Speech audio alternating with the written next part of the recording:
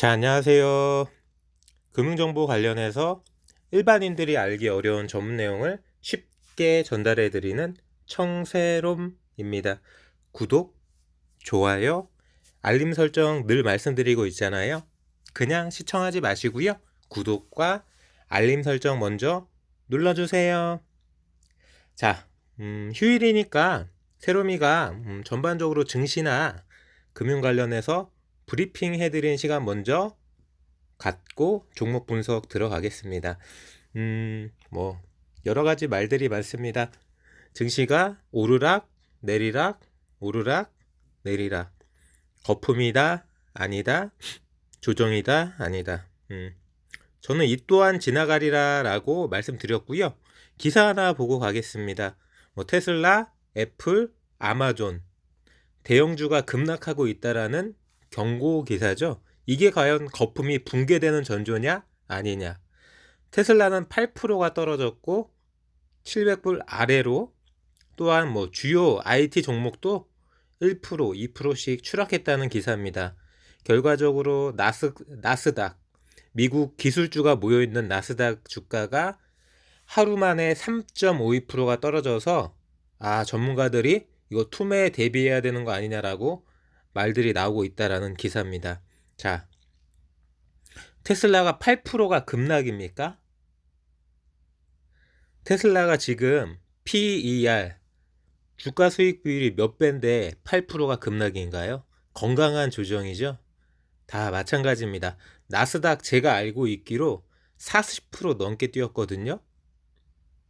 자, 나스닥이 3%가 떨어지면은 급락입니까? 건강한 조정이라고 봐야죠. 자, 언제나 주가라는 거는 종목 주가가 됐든 종합 주가가 됐든, 자, 조정이나 하락 없이 상승할 수만은 없습니다. 적당하게 오르면은 그 적당하게 오른 만큼의 일정 부분 조정도 받고 하락도 하고 기간 조정도 거치면서 끊임없이 상승하는 게 주식시장의 원리죠. 자, 겁날 거 없고요.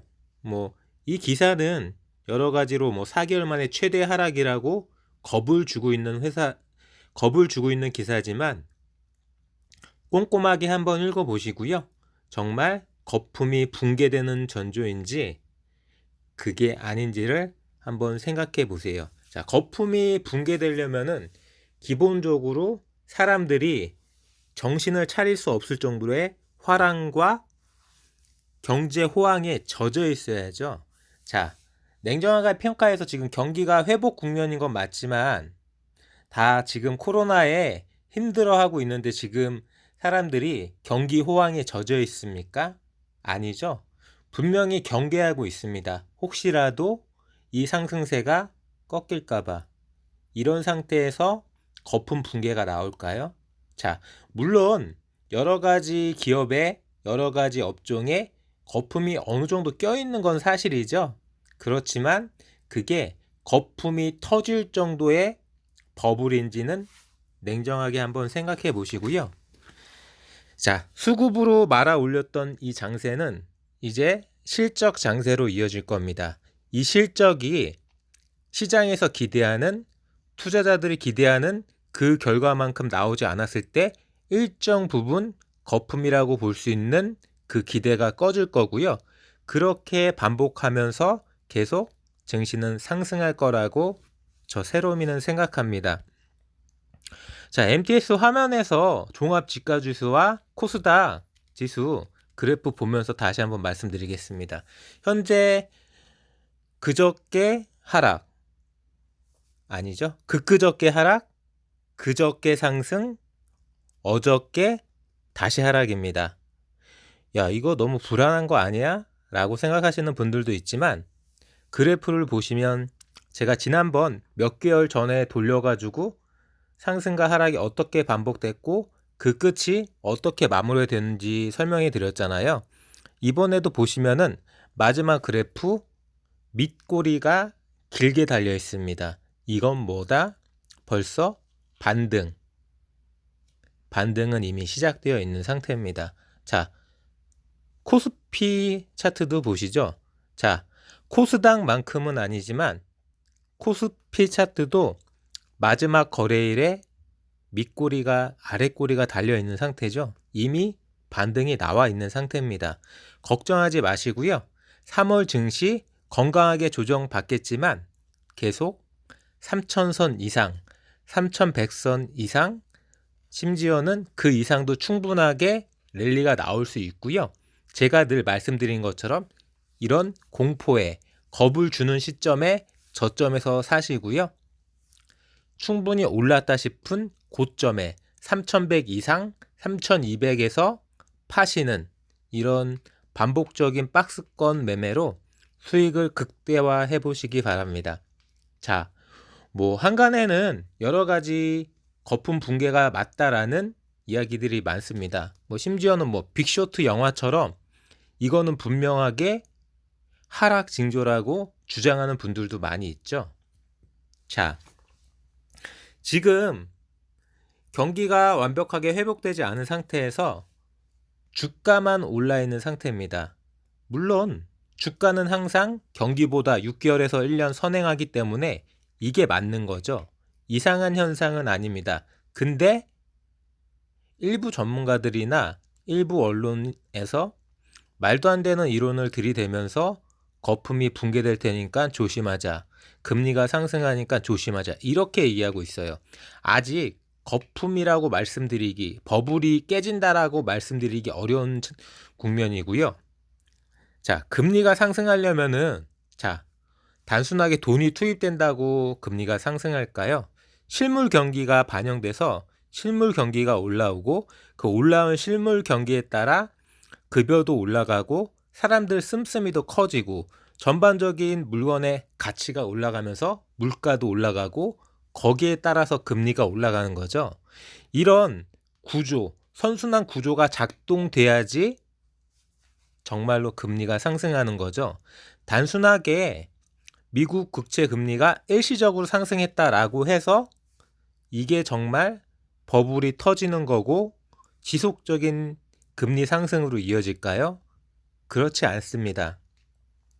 자, 많이들 알고 있다시피 대마불사라고 그러죠. 자, 바둑 이론이지만 대마불사. 여기에 접목되는 이론이 현대화폐 이론, MMT 이론이라는 게 있습니다.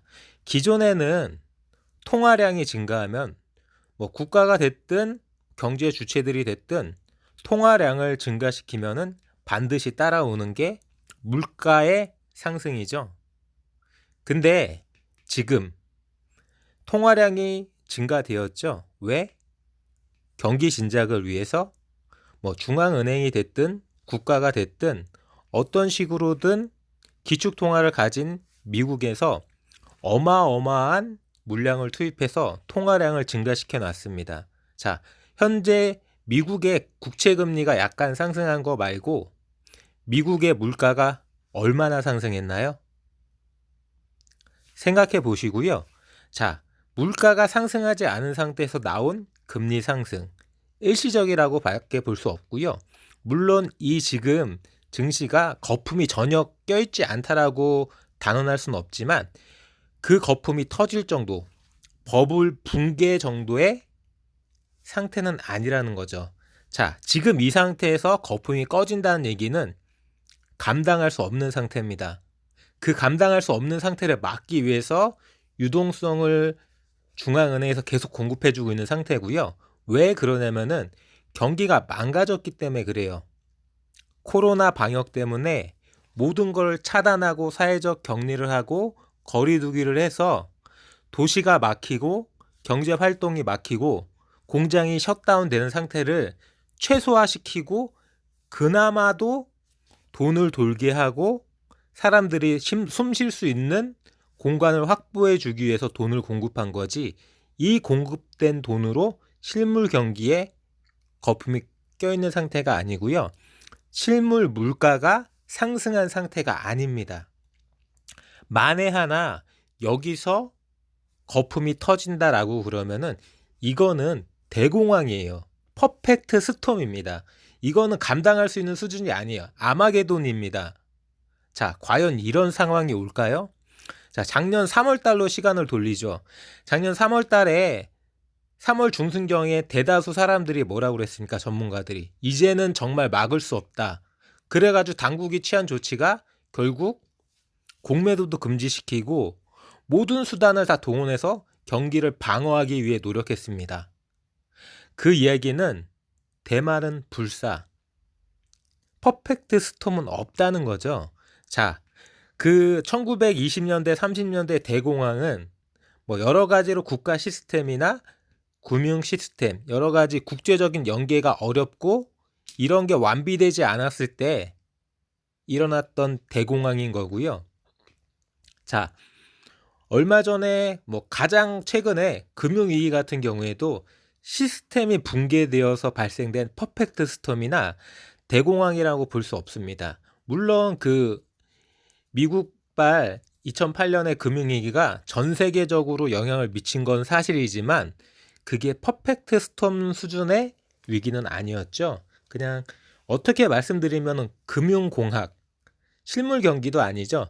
금융공학이 일시적으로 만들어내는 서브프라임 모기지 사태로 좀 충격을 받은 정도고, 그게 아니라 지금 만약에 지금 이 거품이 터진다면은 지금 공급해준 이 유동성으로 국채금리가 단순하게 상승하는 게 아니라 장기적으로 상승하고 실물 경기에서 정말로 물가 상승이 나와서 안 그래도 힘든 서민들이나 주요 경제 주체들이 타격을 받는다면은 이거는 정말 감당할 수 없는 사태이기 때문에 결코 시스템, 각 경제 시스템 쪽에서 각자가 책임지고 있는 분야들을 잘 이끌어가고 있는 시스템이 이 시스템이 쉽게 무너지지 않습니다. 건강하게 잘 작동하고 있고요.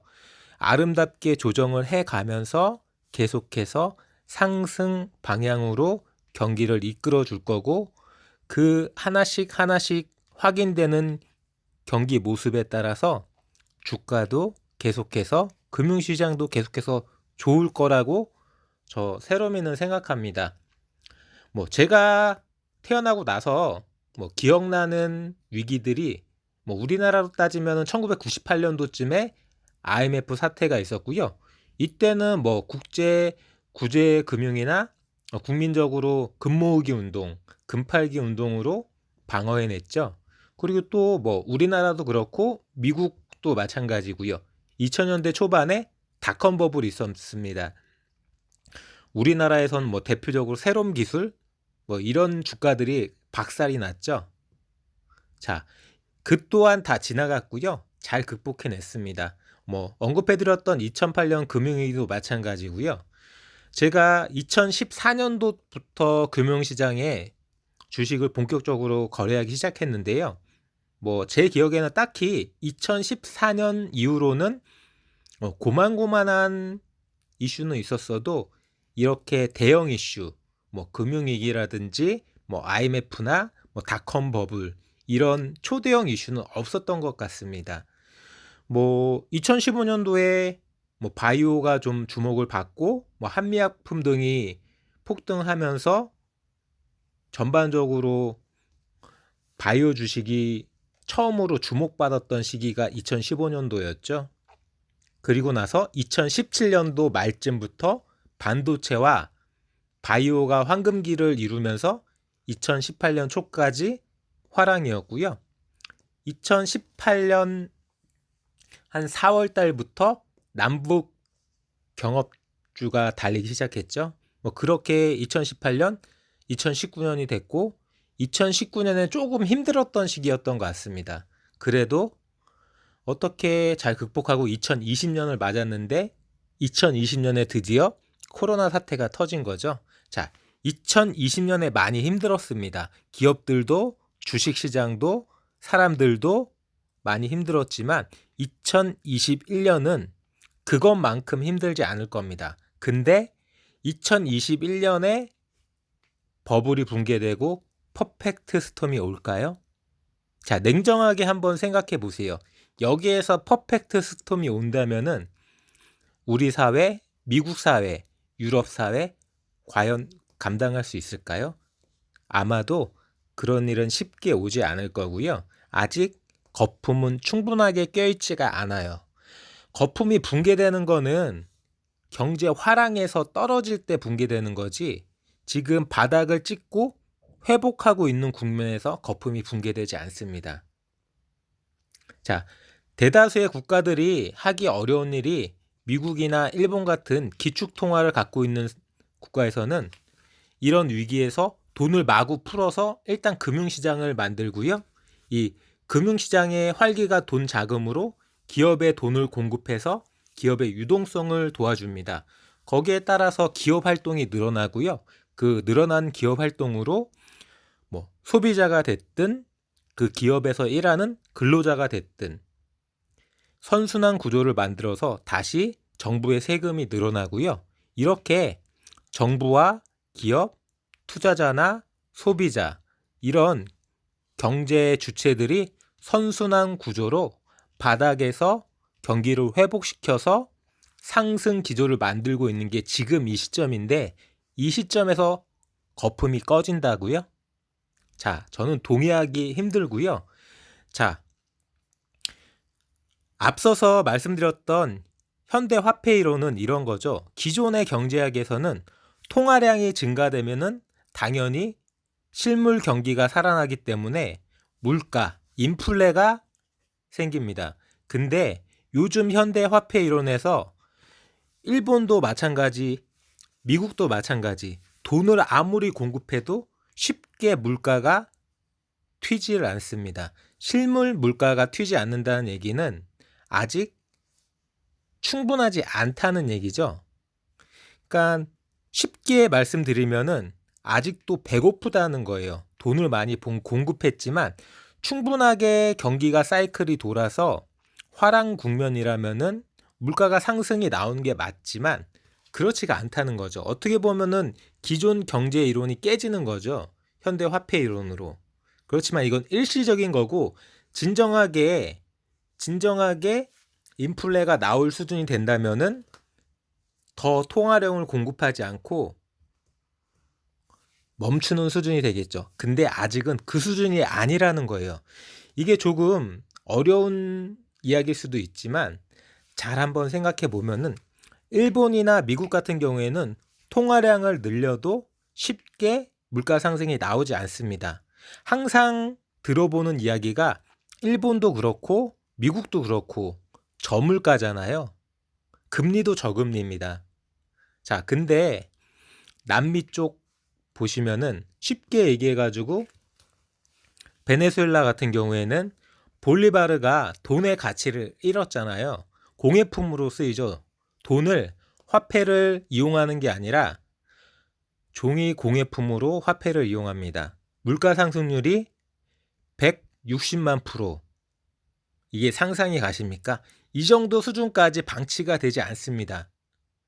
물론 뭐 극단적으로 남미 국가와 미국을 비교할 수는 없지만 이런 식으로 쉽게 물가 상승이 이루어지지 않은 상태에서 거품은 붕괴되지 않는다는 거예요.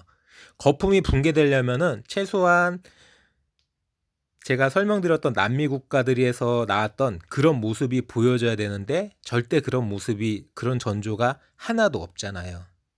물론 경고는 나오고 있고 조정도 나오고 있지만 이거는 건강한 모습이라는 거죠. 자, 한번 이런 전반적인 경제 시스템에 대해서 생각을 해보시고요. 지금이 정말 거품이 꺼지는 시기인지, 정말 주가가 다시 2000선으로 회귀해서 2700, 2500 이렇게 떨어져 갈지, 아니면 건강하게 조정을 받고 다시 탄탄하게 3100, 3200, 3500 이렇게 점차적으로 상승하는 국면일지 생각해 보시고요. 우리나라 경제도, 유럽 경제도, 미국 경제도 지금 사이클이 고점에서 내려앉는 시점인지 저점에서 고점으로 올라가는 시점인지를 판단해 보세요. 명확하게 바닥을 찍고 올라가는, 이제 막 올라가는 시점인데 여기서 쳐맞을 거라고 생각하시나요? 자, 판단은 여러분의 자유고요. 저는 충분하게 힌트를 드렸습니다. 자, 3월 증시도 잘 분석하시고 잘 준비하셔서 성공 투자하시기 바라고요. 저는 전문가가 아닙니다. 여러분처럼 같이 주식시장에서 돈을 벌기 위해서 열심히 공부하고 열심히 노력하는 전업 투자자고요. 그런 부분을 좀 더 열심히 공부하고 열심히 분석하기 위한 동기부여로 영상을 찍고 저보다 부족하고 저보다 모르시는 분들을 위해서 제가 알고 있는 부분을 잘 전달해 드리기 위해서 영상을 찍는 겁니다. 뭐, 너 그거밖에 몰라? 에이, 뭐 이렇게 받아들이지 마시고요. 최대한 제가 알고 있는 내용을 여러분들이 쉽게 알아들을 수 있도록 잘 전달해 드리는 유튜버가 되겠습니다. 구독과 좋아요, 알림 설정, 뿌잉뿌잉. 지금 바로 검색창에 청새롬